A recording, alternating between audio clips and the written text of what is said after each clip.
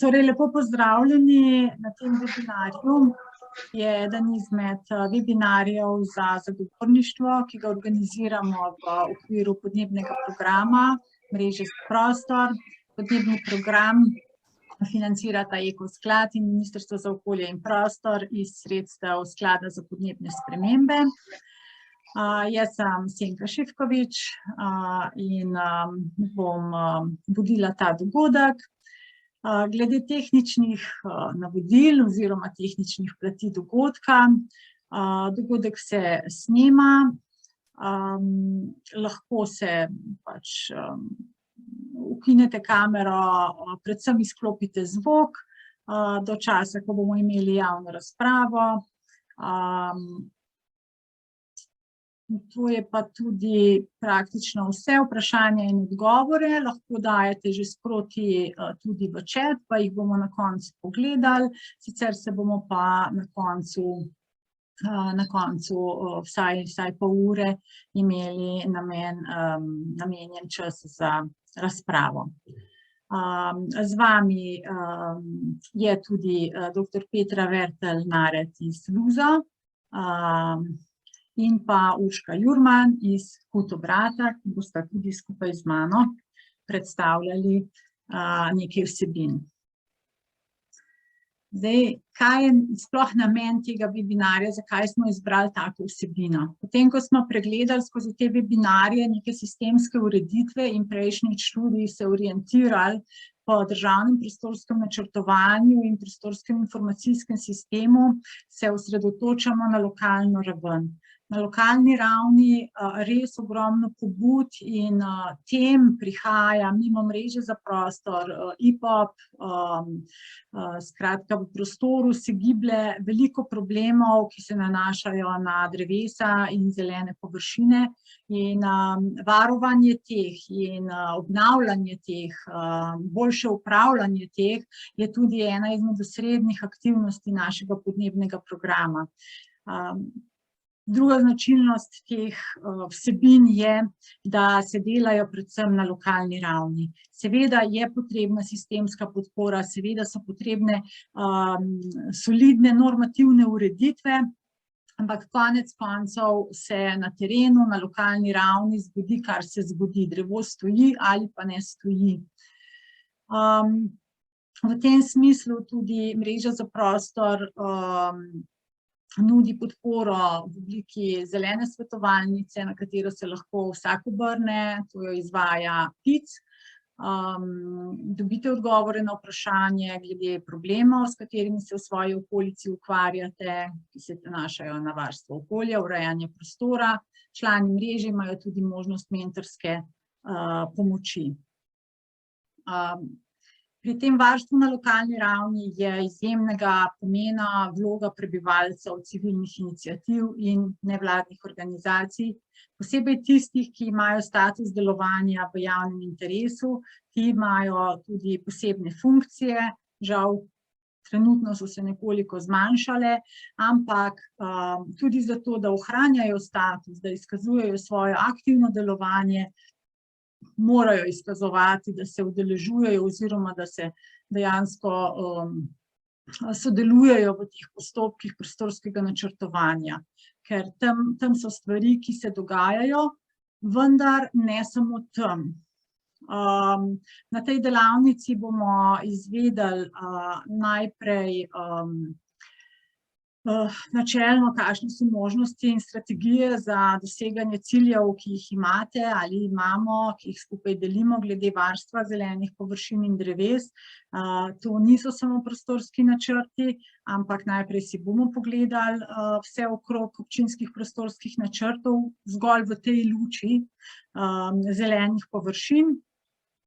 In pa na koncu pa nam bo tudi Urška predstavila zaenkrat uspešno zgodbo, ni še zaključena, neke zagovorniške prakse, vključevanja v občinski prostorski načrt in odziva, nekega relativno pozitivnega odziva občine, za katerega upamo, da bo se rezultiral v neko dobro rešitev. To je to. ko sem rekla, da ni samo prostorski načrt tisti, katerega se zapičimo pri obravnavanju problema zelenih površin. V zagovorniški strategiji nikoli ne smemo pozabiti, da imamo tudi dokaj dobre instrumente Zakona o lokalni samoupravi, ki jih bom kasneje pojasnila. In ker Zakon o lokalni samoupravi je tisti temeljni zakon, ki lokalni skupnosti daje suverenost. To, ko velikokrat slišimo, da država ne more nekaj urediti, ker občine na to ne bi pristale, zato ker imajo to lokalno neodvisnost. V tej svoji lokalni neodvisnosti pa one načrtujejo svoj prostorski razvoj, sprejemajo svoje splošne akte, to se pravi, so neke sorte lokalno zakonodajno telo, hkrati tudi določajo prekrške in denarne kazni, s katerimi se kršijo predpisi občine, se pravi, imajo tudi neke sorte kaznovalno pravo, ko sprejmemo določen splošni akt, določimo tudi, kaj se zgodi, če se akt krši, uvedejo se lahko določene kazni in nadalje, da se akti na lokalni ravni zares lahko tudi uveljavijo, imajo možnost inšpekcijskega nadzora nad izvajanjem občinskih predpisov in drugih aktov iz svoje pristojnosti. Torej, če pogledamo občinski prostorski načrt kot občinski pravni akt, ker je sprejet v obliki odloka, tako kot so sprejeti drugi odloki, razen da za prostorski akt velja pač poseben zakon o postopku sprejemanja in priprave, imajo občine že doslej vse možnosti, da uveljavljajo te svoje predpise, tudi prostorske akte na svojem terenu. Velikokrat jih zadržuje pred uveljavljanjem tega na zasebni lastnini, nekih svojih prostorskih režimov, svojih pravil, kako naj bi v kraju bile stvari postavljene. Na zasebnih zemljiščih obstaja zadržek, ja, zasebna lastnina je pa nedotakljiva, tja pa ne moramo posegati, tam pa seveda, dokler je gradbeno dovoljenje, v okviru gradbenega dovoljenja lahko kaj rečemo, sicer pa ne. Vendar to ne drži, ker nedotakljiva ustavno je samo pravica lastninska, se pravi, vsak ima lahko lastninsko pravico. Uživanje in raba v svoje lastnine pa je po ustavi predvidena, da mora biti taka, da se zadovoljujejo njene socialne, ekonomske in družbene funkcije, kar pa določajo zakoni. In tukaj na tej točki je tudi novi zakon o urejanju prostora naredil en korak naprej, bomo malo kasneje to videli. Torej, lokalni predpisi, ki so relevantni za zelene površine in drevesa, so najprej izvedbeni prostorski načrti, to je občinski prostorski načrt, podroben prostorski načrt, odlok o enotni podobi naselja in krajine. Potem pa se moramo razgledovati tudi po odlokih, ki govorijo o izvajanju obvezne službe varstva okolja, urejanja in čiščenja javnih površin, ker tudi tam notri pri javnih površinah, del teh so zelene površine in tudi del javnih površin ni v javni lasti, ampak je na določenih zasebnih lastninah, tako da je tam eno celo polje možnosti nekega dobrega urejanja. Nekatere občine imajo tudi potem posebne odloke o urejanju zelenih površin, o oskrbovanju, skratka, ta nabor občinskih predpisov, ki jih je fino poznati in se po njih razgledati, je dokaj širok. In tukaj imamo en primer, delali smo v IPOP-u eno strokovno analizo izvajanja javne službe urejanja in čiščenja javnih površin in smo pregledovali tudi občinske odloke kako naslavljajo to urejanje javnih površin. Mi smo naleteli tudi na eno zanimivo ureditev v občini Krško, ki je že starejša ureditev, in iz tega vidite, da občina Krško ima že sedaj neka določila, ki se nanašajo na to, da je vsak odgovoren za vzdrževanje, lastnik, uporabnik, upravnik večstanovanjskega objekta, odgovoren za vzdrževanje zelenih površin in strokovno ravnanje z njimi. Potem se tudi kaznuje z neko globo. Lahko, zdaj, koliko se to izvaja, je seveda vprašanje, ampak pravna podlaga je bila v lokalni skupnosti vzpostavljena. In vidite tudi, da za drevje je v tej občini načelno ni dovoljeno sekati brez dovoljenja pristojnega organa, ki mora pridobiti gozdarsko oziroma hortikulturno dovoljenje. Seveda so potem nekatere izjeme in prav tako je določena globa, če se to ne izvaja. Večkrat v preteklosti smo že imeli v okviru mreže za prostor razne diskusije o teh ravnanjih z drevjem v mestu, ali se dovolijo poseki, ali je potrebno dovoljenje, ali lahko delajo ljudje karkoli, ker za razliko od dreves v gozdu, mestna drevesa nimajo posebnega režima, razen če so zavarovana kot kulturna ali naravna vrednota. Sicer pa v gozdu rabiš dovoljenje gozdarja za poseg, v mestu pa sicer ne, razen če lokalna skupnost ne pristopi na način, kot tukaj vidimo, da je pristopila občina Krško. In seveda moramo najprej pogledati, kako so sicer zelene površine podprte v sistemskem zakonu. Za namen tega webinarja sem se sklicevala že kar na novi zakon o urejanju prostora trojka, ki začne veljati 1.6., torej ta trenutek še ne velja, vendar pa so nekatera določila podobna še veljavni dvojki. In sicer zakon definira zelene sisteme.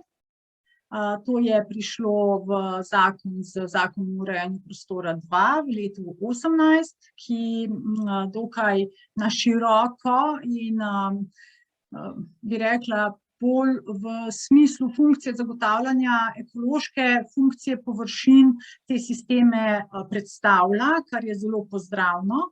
Specifično govori tudi o zelenih površinah in tukaj so tudi izrecno edinokrat v zakonu omenjena drevesa in druga vegetacija. In zelene površine, vidite, je spet poudarjeno, in sicer ne glede na lastnino, funkcijo ali lego v prostoru. Zakaj? Ker zelene površine in predvsem drevesa pridobivajo na pomenu iz dneva v dan, glede na podnebne spremembe, s katerimi se soočamo, in biodiverzitetno krizo. In v mestih bomo te učinke podnebnih sprememb, ki se nam že dogajajo in se nam še obetajo, lahko preživljali le, če bomo krepili te zelene pa tudi zeleno-modre sisteme. Definirano je tudi, da so zelene površine del javnih površin, se pravi, ko zakon govori o javnih površinah, pravi, da so to grajene in zelene javne površine. Glede temeljnih usmeritev, to so seveda ta uvodna določila zakona. Želim poudariti, da posebej pri zagovorniških strategijah so ta uvodna določila predragocena. Predragocena bi morala biti tudi za vse načrtovalce in izvajalce in res načrtovati v duhu teh temeljnih načel in usmeritev, ne pa iskati ovinkov in, ko bi rekla, kasneje v zakonu ta načela nekako zbledijo skozi številne izjeme, ki se pojavijo skoraj v vsakem drugem členu. Pomembno pa je, da je potrebno zagotavljati ustrezno razmerje med grajenimi in zelenimi površinami, da mora razvoj poselitve iti v smeri upoštevanja učinkovite dostopnosti in uravnoteženja razmerja zelenih in grajenih površin, ker kaj nam koristi, če površine zelene nekje so, pa nam niso dostopne. Ravno ta dostopnost, bližina zelenih površin, bližina drevja je za kakovost našega življenja v mestih izjemnega pomena, za zdravje, za ranljive skupine ljudi še toliko bolj. Zagotavljati je potrebno ohranitev in vzpostavitev uravnoteženega razmerja med grajenimi in zelenimi površinami, predvsem pa je treba zagotavljati zadosti javnih in zelenih površin v naselju.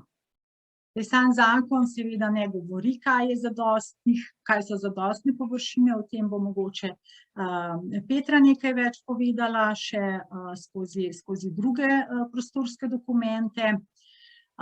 In je tudi te površine, te zagotovljene zadostne površine se ne smejo spreminjati v druge namene, razen če se v bližini zagotovi enakovredno velika in pač neka enakovredna površina, kar pa se, to vidimo pri kmetijskih zemljiščih, kjer je režim podoben, se ne sme spremeniti namenska raba, razen če se nadomesti, potem se pa nadomesti z bogve kakšno površino, ki ne more še proizvajati hrane.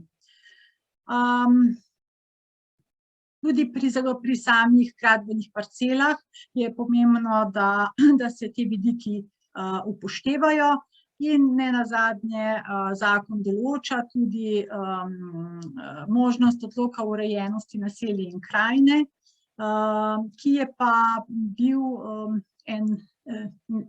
z zelo dobrim namenom uveden v zakon leta 2017, vendar doslej še zares ni zaživel. Zadnjič sem slišala, da menda ena občina ga vendarle ima. Doslej sem mislila, da niti da nobena.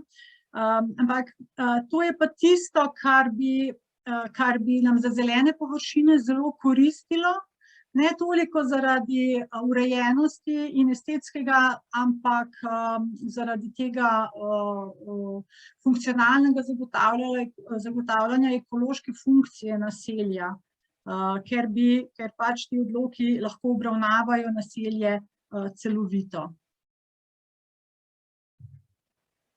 To smo že večkrat na teh webinarjih ponavljali, vendar ker ste različni udeleženci, čisto na kratko.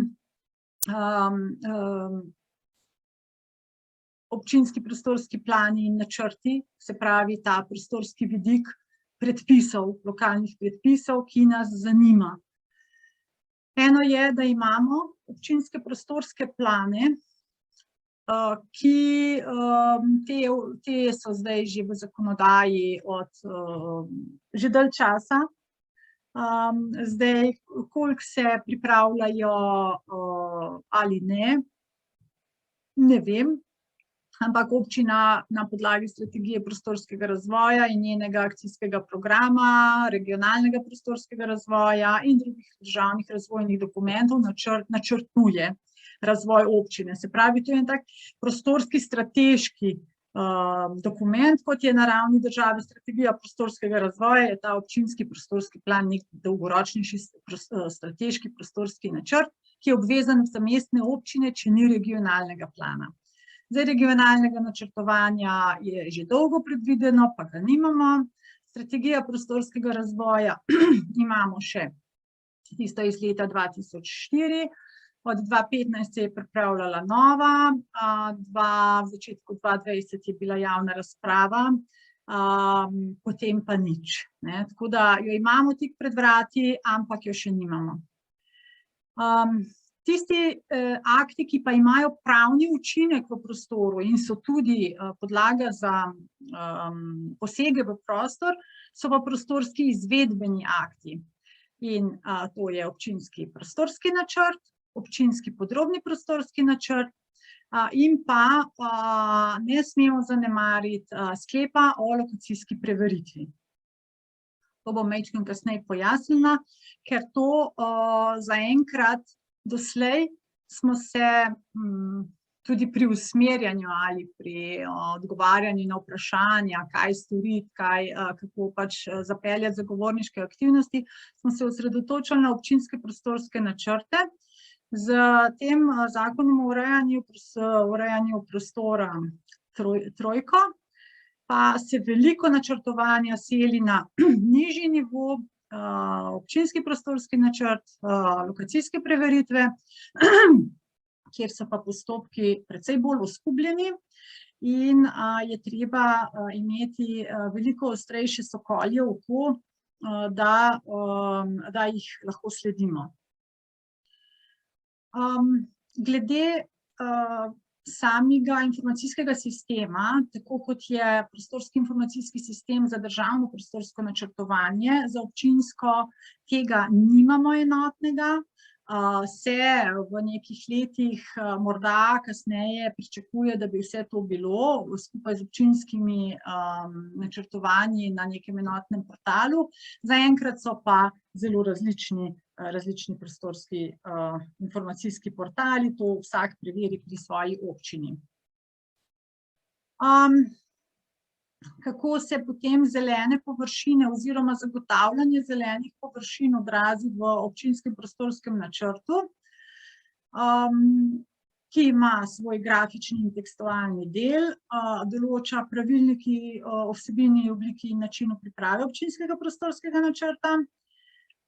Ta, kot vidite, veljavni je iz leta 2007, ravno včeraj je pa prišel na portal e-demokracija v javno obravnavo nov pravilnik. Tako da se nadejamo tudi mogoče glede javnih in zelenih površin kaj bolj določne vsebine, ker ta, ki je sedaj veljavna, v bistvu naslavlja samo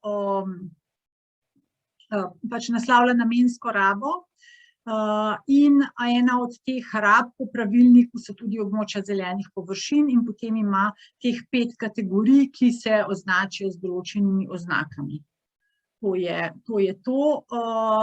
Kot pa vidite, ker je že iz leta 2007, zakoni na področju urejanja prostora so se pa precej menjavali in s tem se je tudi menjavalo izrazoslovje, definicije, različne opredelitve.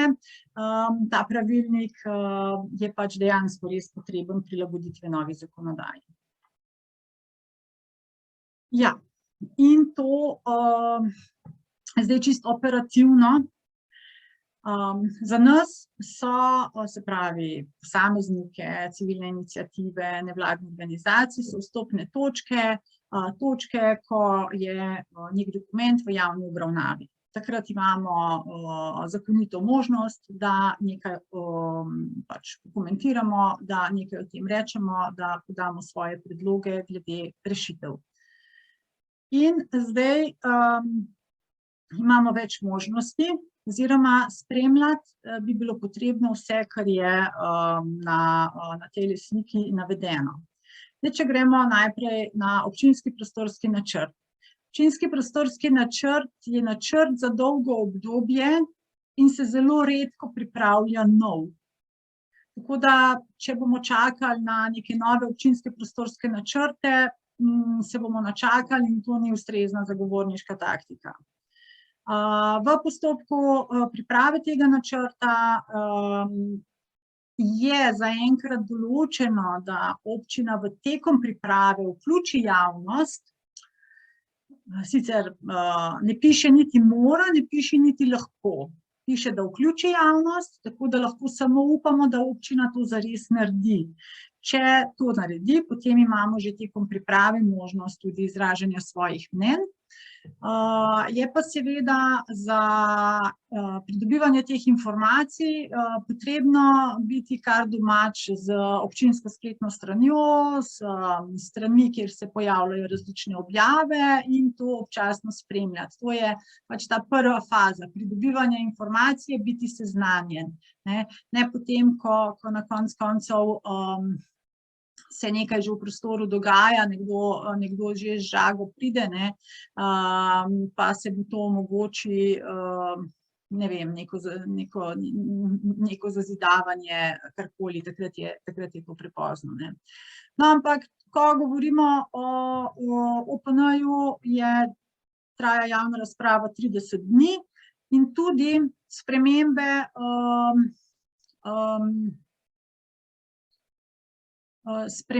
OPN, ki se praviloma pa še kar dokaj pogosto dogajajo, morajo imeti javno razpravo za 30 dni.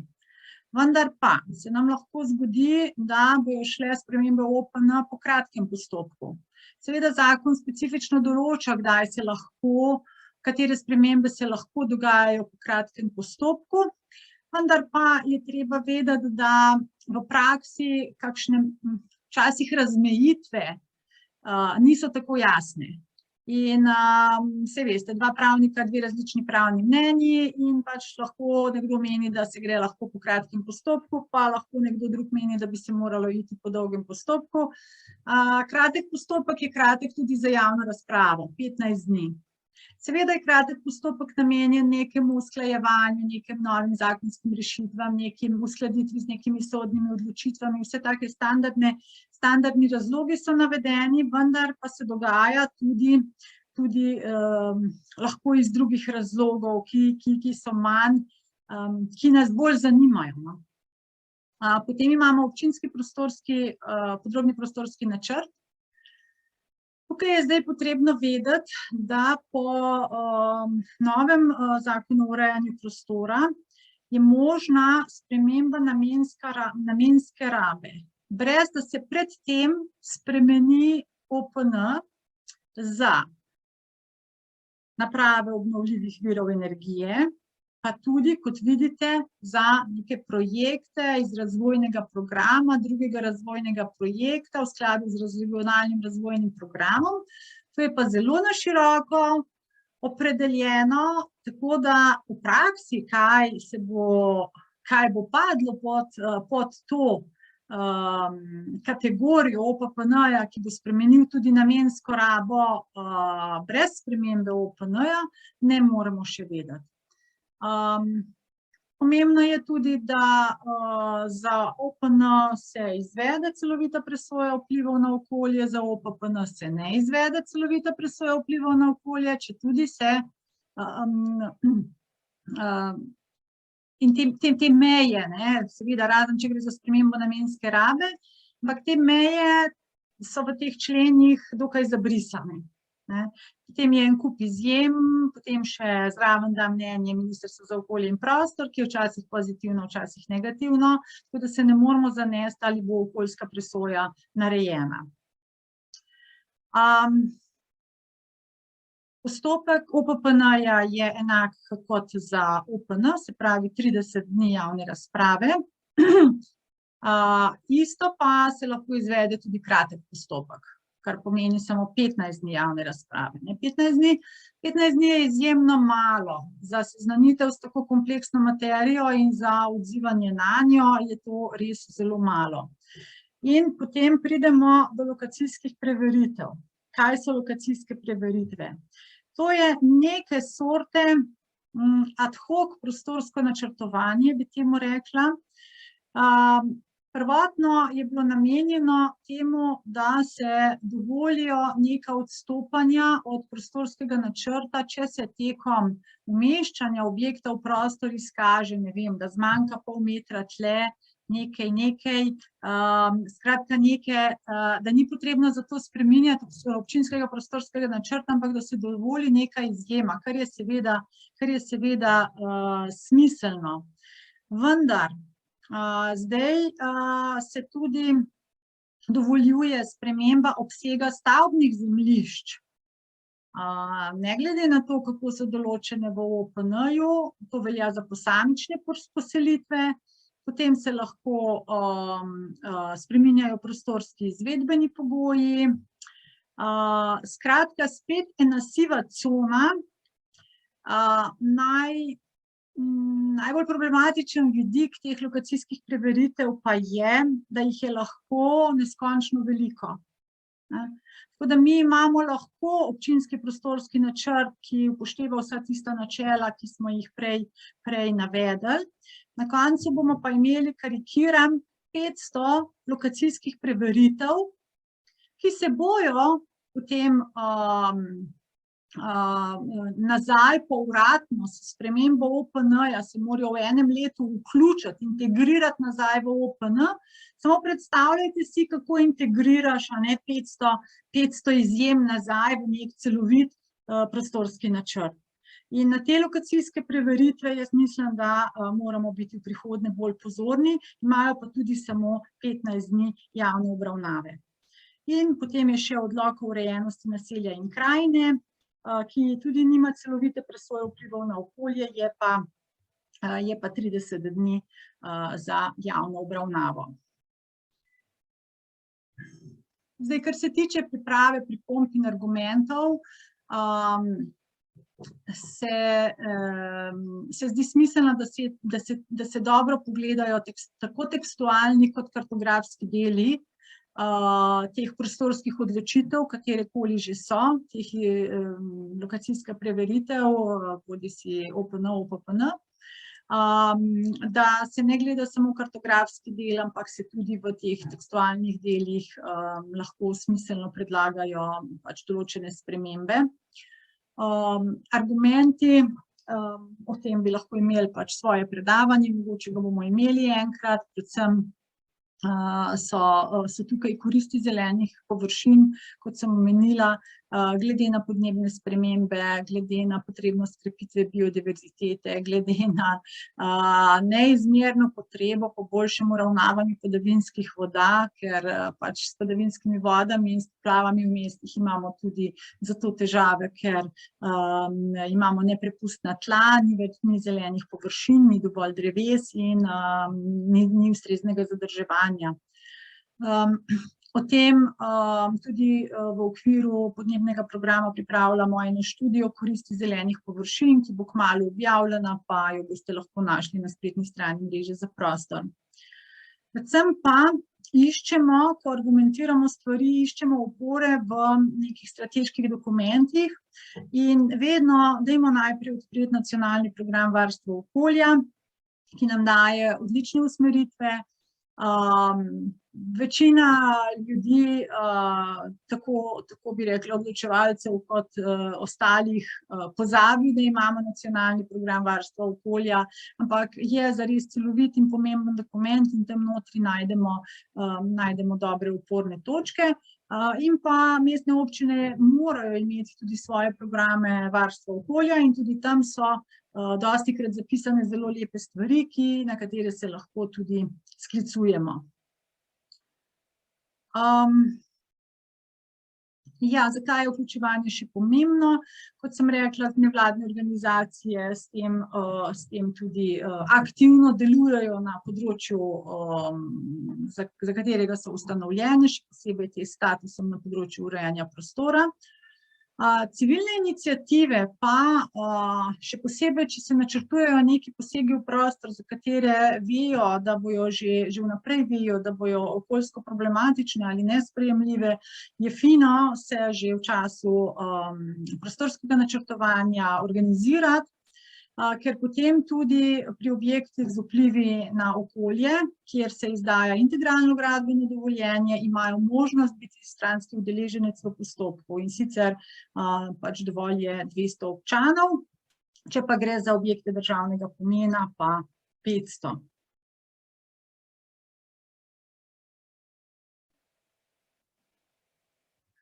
Nekaj o uveljavljanju prostorskih režimov na teritoriju lokalne skupnosti sem že povedala. Bistveno, kar pa je v povezavi z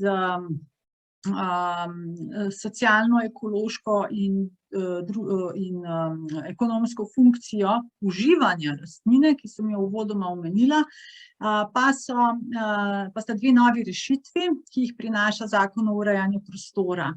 In sicer izrecno piše, da so prostorski izvedbeni akti podlaga ne samo za dovoljevanje gradenj, kar je v naših glavah tisto primarno, gradbeno dovoljenje dobiš, če je gradbeno dovoljenje skladno s prostorskim načrtom. In v ta namen tudi se podrobni prostorski načrti pogosto pripravljajo. Ampak, da je tudi izvajanje negradbenih posegov, mora biti v skladu s prostorskimi izvedbenimi akti. In to pa je tisto, kar ustava pravi. Raba lastnine je lahko omejena zaradi pač teh treh funkcij z zakonom. In tukaj imamo zdaj zakon, ki to izrecno pravi. Skratka, vse, način, kako mi uživamo svoj prostor, ki je v naši lasti, mora biti skladen s prostorskimi izvedbenimi akti. Zato je pomembno, kaj tam piše. Potem je tudi inšpekcijski nadzor, ne samo določen, ne samo nad gradnjo enostavnih objektov, ki seveda nimajo gradbenega dovoljenja, ampak tudi nad skladnostjo izvajanja negradbenih posegov. In tukaj gre pa zakon celo dlje, ne samo, da morajo biti ti skladni oziroma da se presoja skladnost teh negradbenih posegov s prostorskimi izvedbenimi načrti, temveč tudi s temeljnimi pravili urejanja prostora.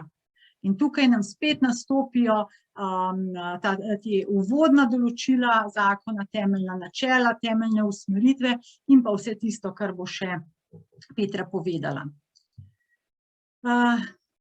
In zdaj še par besed o teh možnostih občanov po zakonu o lokalni samoupravi. Ne samo, da se dajemo pripombe v prostorskih načrtih in potem dostikrat razočarano rečemo, se to nobeden ne pogleda, se to nihče ne upošteva, zakaj pa bi pač svoj čas na tak način porabljali.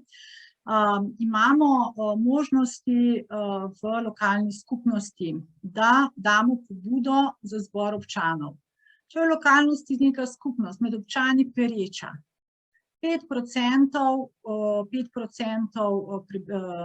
volivcev v občini lahko da županu pobudo za sklic zbora in potem župan mora to sklicati. In s tem pridete do nekega foruma za razpravo, ne samo med sabo, razprave si lahko organiziramo seveda kadarkoli, ampak tudi z predstavniki lokalne oblasti. Ne pozabimo referendum, to je ena izmed možnosti, ki so se je poslužili nedavno v Izoli, in pa zelo spregledan institut poimenovane ljudske iniciative.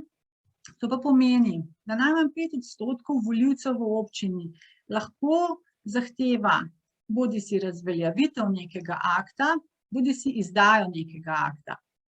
Teoretično, torej, mi v lokalni skupnosti lahko pripravimo svoj odlok o podobi naselja in krajine, zberemo 5% podpisov volivcev in predložimo to občinskemu svetu v sprejem. To je podobno kot pač toliko in toliko podpisov državljanov lahko vloži v državni zbor predlog nekega zakona. Jaz mislim, da pač na lokalni ravni si bo treba teh instrumentov precej bolj posluževati, in nedavno sem slišala za eno občino, kjer jim je uspelo prav na tak način razveljaviti nek splošni akt, ki ga je občinski svet sprejel. Ker pogosto se nam zdi, ko občinski svet sprejme, je pa konec, zdaj pa nič ne moremo.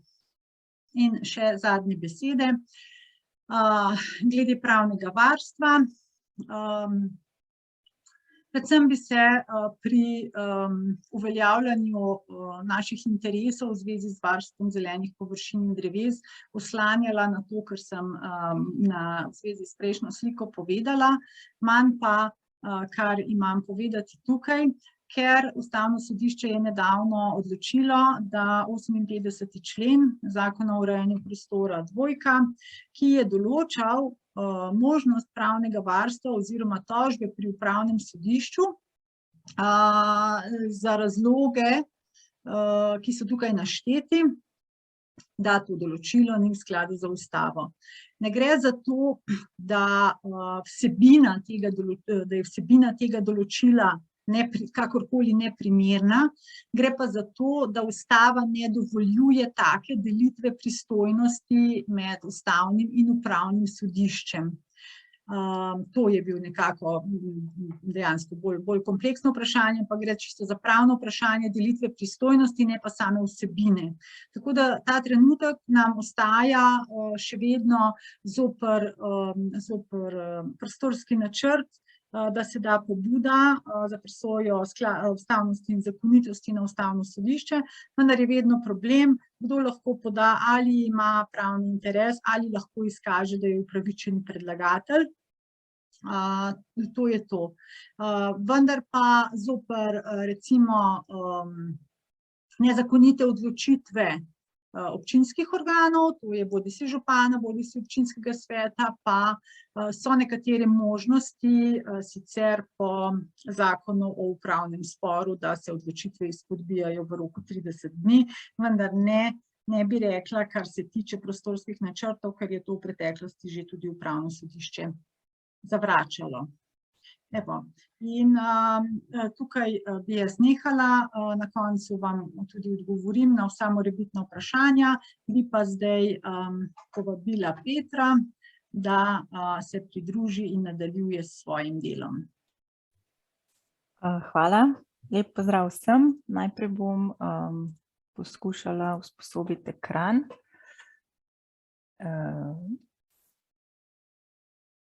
Verjetno vidite moj ekran, ne? Ja, super, vidimo, vse je odlično. Ok. Moja naloga danes je, da pokažem na praktičnem primeru, kako se bere OPN, vendar predno bom prišla res na ta praktični del, bi vseeno par besed o malo teoretskem ozadju, kako se določajo zelene površine, kakšna je podlaga, predvsem kje so te osnove, zakaj to pač v OPN tudi sodi.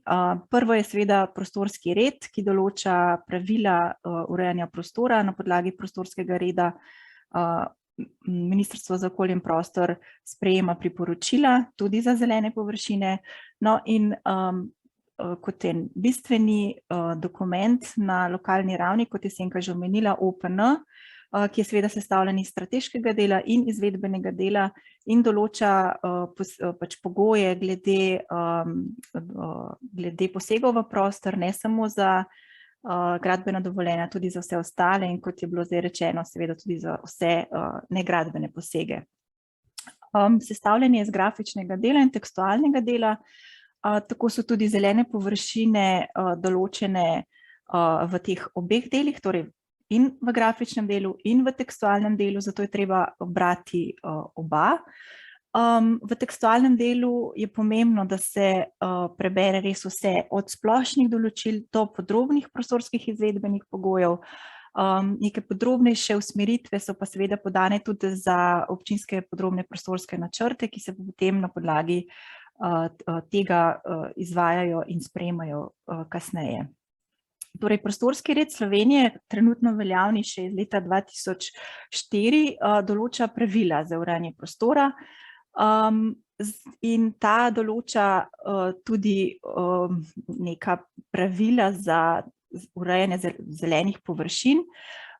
Ne bi vseh izpostavljala, samo preletim, kar se mi zdi pomembno in kar je tudi Senka prej izpostavlja, je ta dostopnost do zelenih površin in v prostorskem redu Slovenije je določeno, da morajo biti zelene površine v strnjenih urbanih območjih načrtovane tako, da je omogočena 10-minutna in varna peš dostopnost prebivalcem.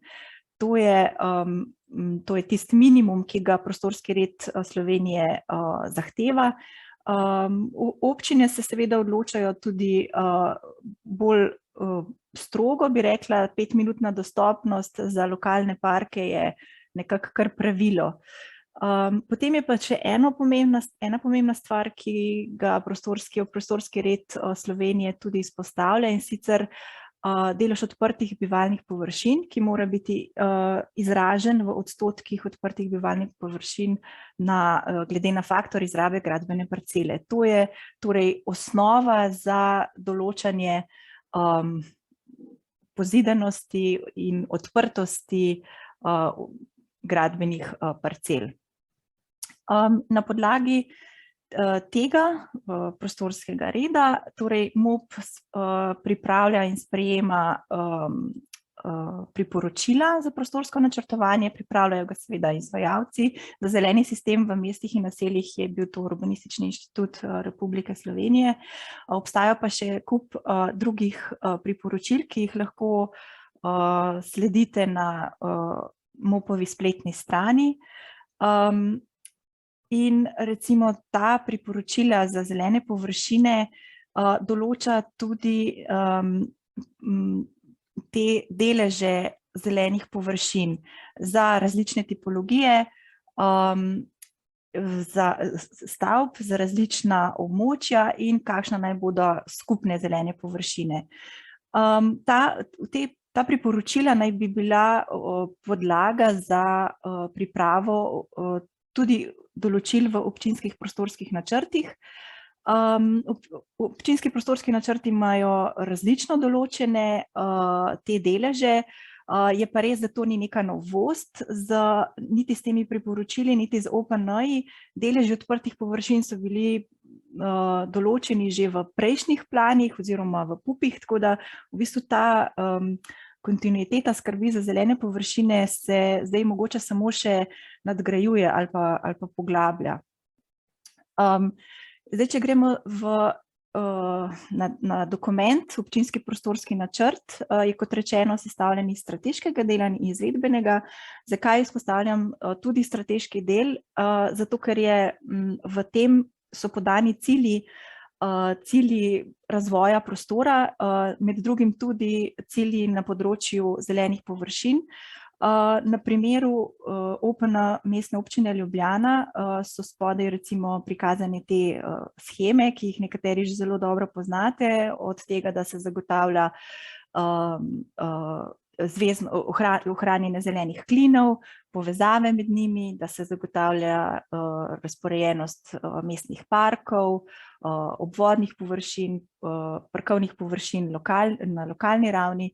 Torej, cilj na strateškem delu je ohranjanje odprtih površin in zagotavljati različne velikosti in tipe zelenih površin.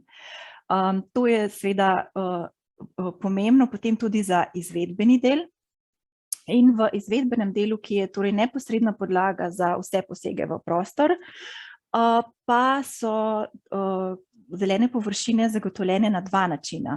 Grafično so narisane kot zelene površine. Na karti na desni strani je lepo vidno, so te zelene površine lepo vidne, to so parki, športna igrišča, druge zelene površine, pa seveda tudi gozdovi, kot recimo mestni gozdovi.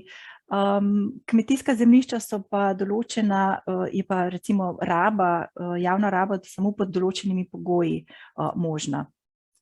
Torej, grafičen del prikazuje, kjer je z namensko rabo prostora, podrobno namensko rabo prostora, kjer je prostor izključno namenjen recimo temu zelenim površinam ali pa prvenstveno namenjen zelenim površinam.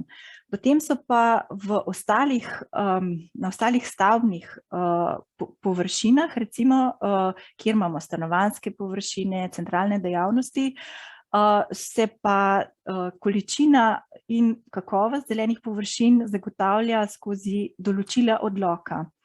Najprej so to splošni pogoji,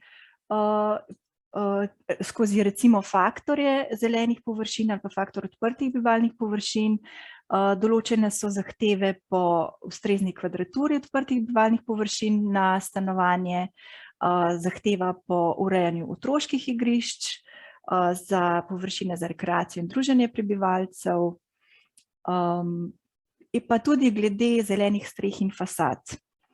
Določene so tudi zahteve glede drevoredov, saditve dreves, kakovosti saditve in zahteve glede ohranjanja zelenih plinov, pa zahteve o deležu raščenega terena.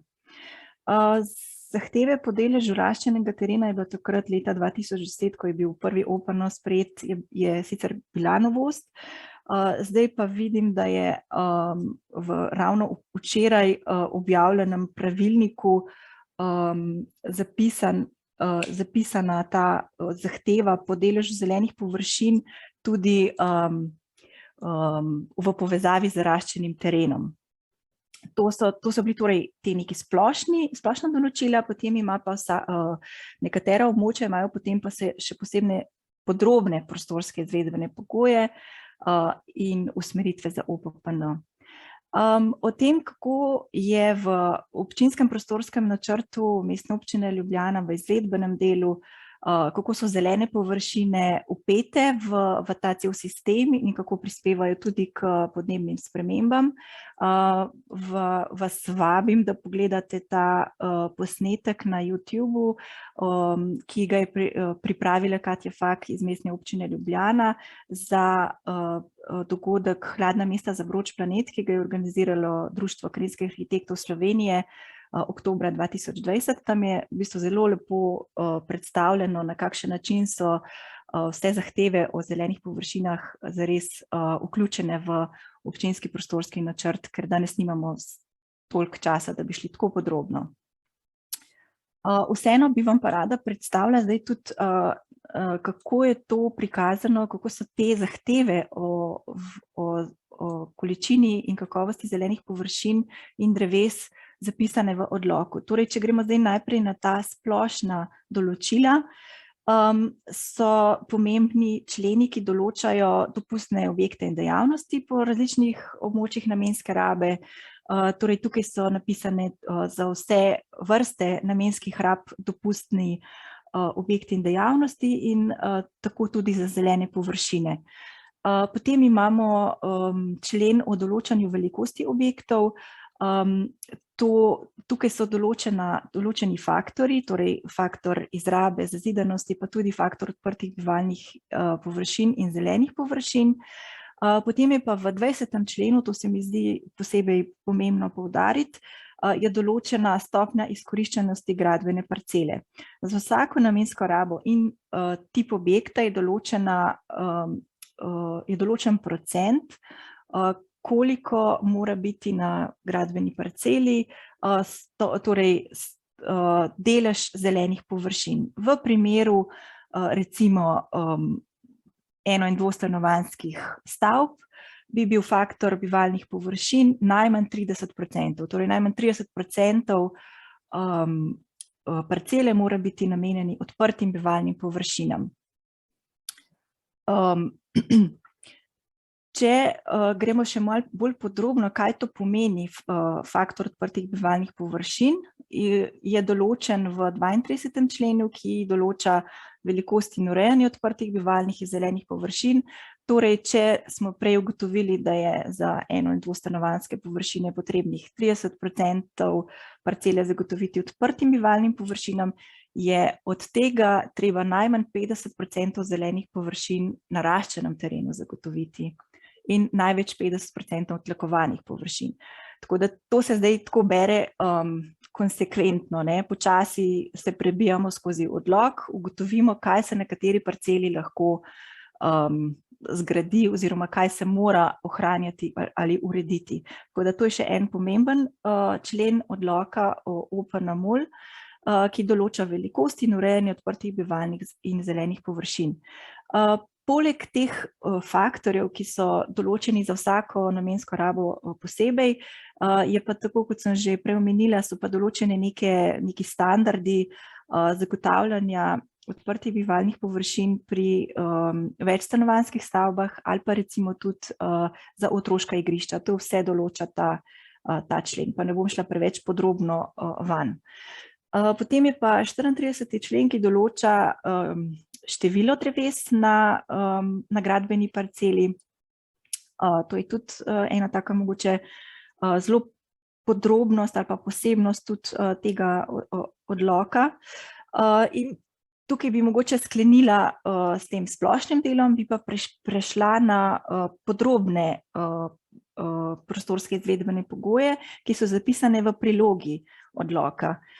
Torej za vsako parcelo je treba upoštevati, za vsak poseg je treba upoštevati tiste splošne pogoje. Če pa na parceli obstajajo ali pa so določeni podrobni pogoji, pa te nekako povozijo prejšnje splošne. Torej, če je v območju napisano, da je faktor bivalnih površin najmanj 50, pa je prej pisalo, da je v splošnih pogojih v odloku, da je najmanj 35, potem splošni ne veljajo več, pač pa veljajo podrobni. Torej smo tukaj strožji, v tej enoti urejanja prostora bo veljalo, da mora biti več zelenih odprtih površin, kot jih v splošnem določamo. Posebnost je tudi, da se te podrobni prostorski izvedbeni pogoji nanašajo na vse ureditve, tudi recimo lahko je zapisano, da je treba urediti v nekem območju javno otroško igrišče. Potem je pa še priloga 2, ki določa usmeritve za OPPN.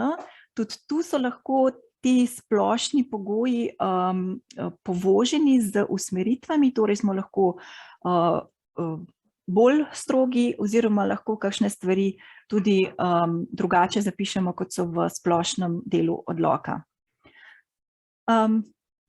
Kot je bilo že prej rečeno, imajo različne občine različne portale za pregled grafičnega dela.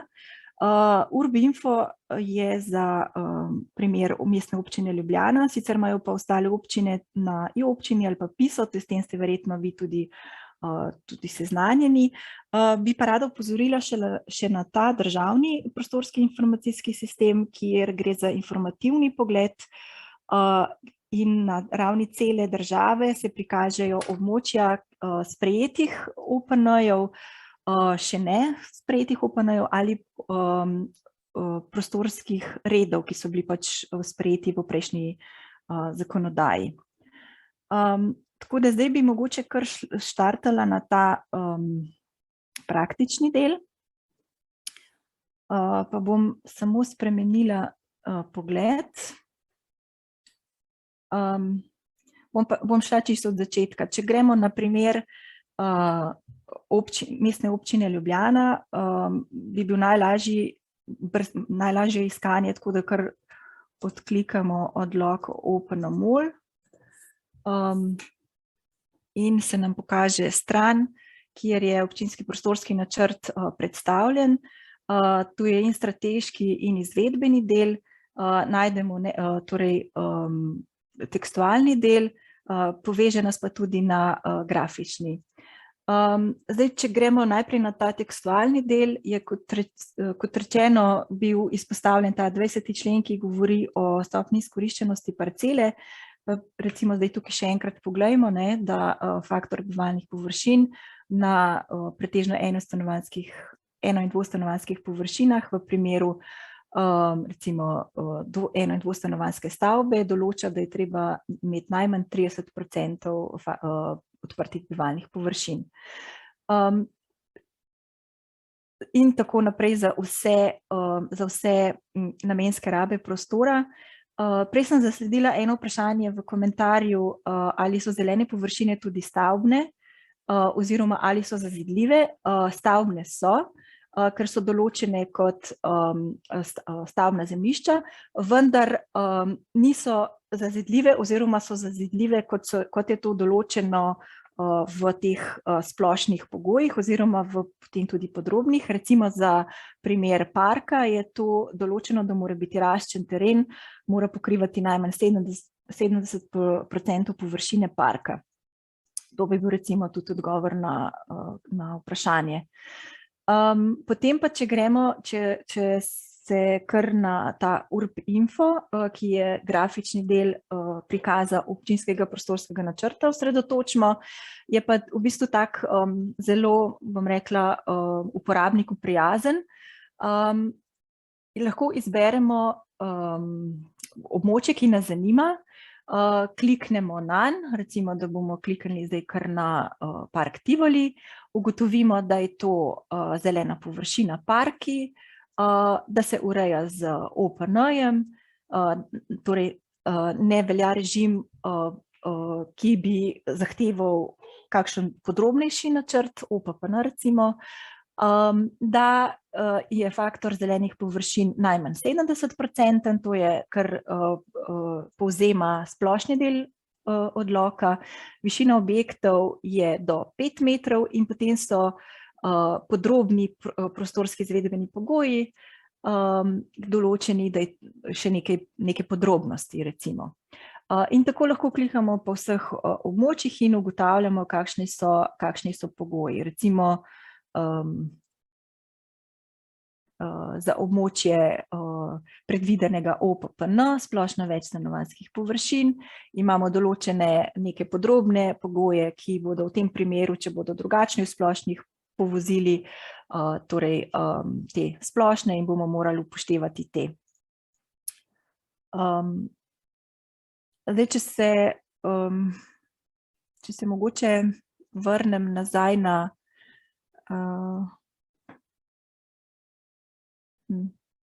lahko, še to sem želela, ja.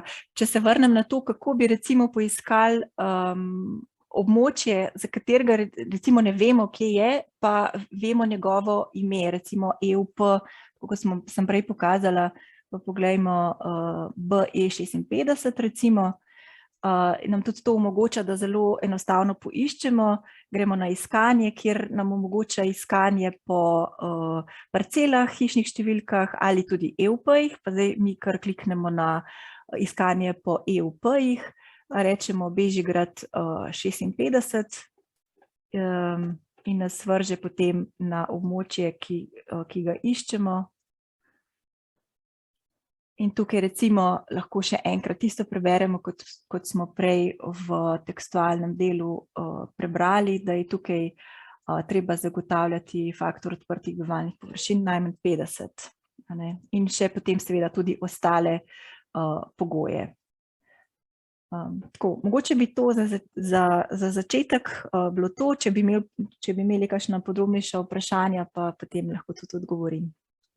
Hvala, Petra. Jaz mislim, da je bilo zelo poučno, razumljivo in uporabno. Zdaj pa vabim še Urško.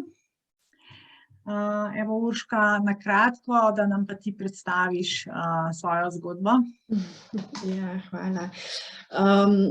Jaz bom tudi nadaljevala rečemo temu praktičnim primerom. Povabljena sem bila, da ponazorim današnji webinar, zakaj nekako je potrebno ali smiselno se odzivati na OPN-je, na osnutke sprememb OPN-jev, bodisi s predlogi, bodisi s pripombami.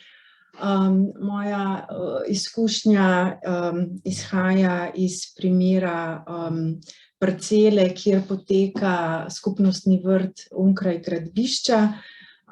Gre za primer začasne rabe, ki poteka na mirujočem gradbišču v središču Ljubljane od leta 2010. In z lastnikom zemljišča, to je Mestna občina Ljubljana, smo dosegli dogovor, pogodbo o brezplačni začasni rabi tega zemljišča, ki jo podaljšujemo iz leta v leto. No, lansko leto smo bili obveščeni, da se za to lokacijo, da je predvidena prodaja zemljišča. Lokacija je bila že, ko smo začeli z začasno rabo zemljišča v obliki skupnostnega vrta, že takrat je bila lokacija predvidena za gradnjo, ampak nekako začeli smo v času takrat finančne in nepremičninske krize, tako da nam je šlo to na roko, da je ta začasna raba v bistvu trajala do danes. Skratka, lansko leto smo bili obveščeni, da Mestna občina Ljubljana predvideva prodajo tega zemljišča in skratka načrt gradnje naj bi se tudi potem takem uresničil. In to je bilo pa ravno pred terminom lani junija oddaje pripomb na dopolnjen osnutek ljubljanskega OPN-ja, tako da smo nekako izkoristili to formalno okno in v sodelovanju z udeleženci tega skupnostnega vrta in pa tudi z podporo, strokovno podporo mreže za prostor, predvsem Senke, pripravili naše pripombe za lokacijo, ki je dejansko imela predvideno spremembo, konkretno šlo je za dopustno gradnjo do roba te parcele. In oblikovali smo pravzaprav dva predloga. In sicer na tem zemljišču, poleg tega, da smo vrtnarili, so se v vseh teh letih in še preden smo tudi mi vstopili na to lokacijo, razrasla drevesa. Tle imam eno slikco, tako da lahko tudi podelim za ilustracijo. Ali pa... Če bo Nina omogočila, da podeliš. Ne, saj je v redu, ko jo imam na desktopu, zdaj pa ne najdem, kakorkoli. Skratka, ne bom komplicirala. Razrasla so se drevesa in naš prvi predlog je šel v smeri, da bi pravzaprav občina to parcelo ohranila kot zeleno mestno površino, ne na način, kot je trenutno ta lokacija pač urejena, ker gre pač za začasno rabo, ampak predvsem smo pozvali Mestno občino Ljubljana k ohranitvi dreves, ki so se res v vseh teh letih lepo razrasla in sicer v soseski, ki pa zelenih površin tudi primanjkuje. Ob tem smo občino pozvali, da naj ohrani lastništvo, ker pač tudi s tem, da bi občina ohranila lastništvo nad tem zemljiščem, bi pač lahko zagotavljala kvaliteto bivanja ali pa lažje zagotavljala neke standarde kvalitete bivanja v tej soseski.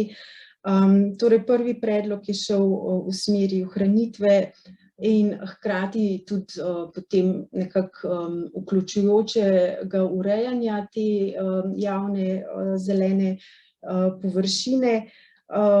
Drug predlog je šel pa v smeri, da vkolikor se pač občina ne želi, ne more odpovedati gradnji in naj pač ohrani lastništvo in naj na tej parceli gradi javni stanovanjski sklad Mestne občine Ljubljana in v sklopu te pač nove ureditve tudi zasleduje obstoječe kvalitete tega prostora, ki je v bistvu nek tak sodelovalni, skupnostno naravnan pristop in pa zelen, trajnostni vidik.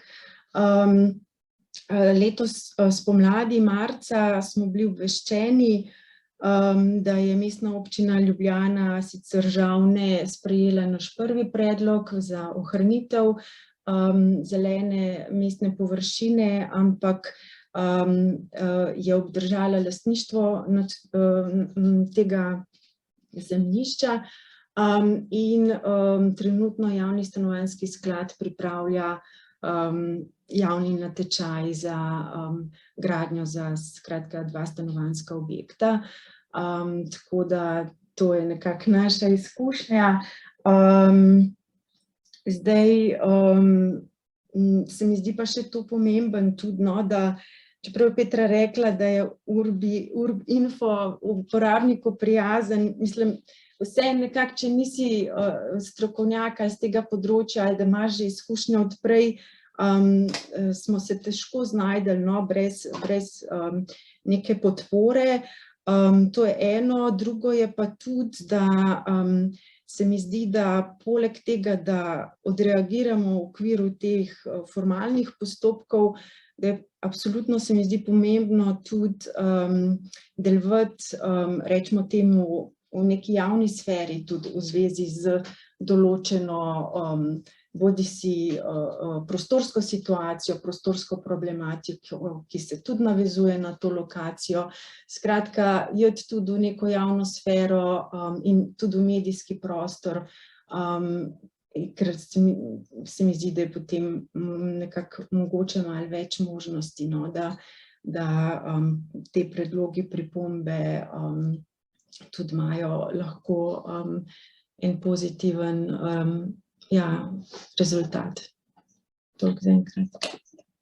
Hvala, Urška. Ja, mogoče si še to pozabila omeniti, da pač je MOL vas oziroma Kudobrat tudi povabil k sodelovanju oziroma podajanju predlogov v zvezi z tem natečajem.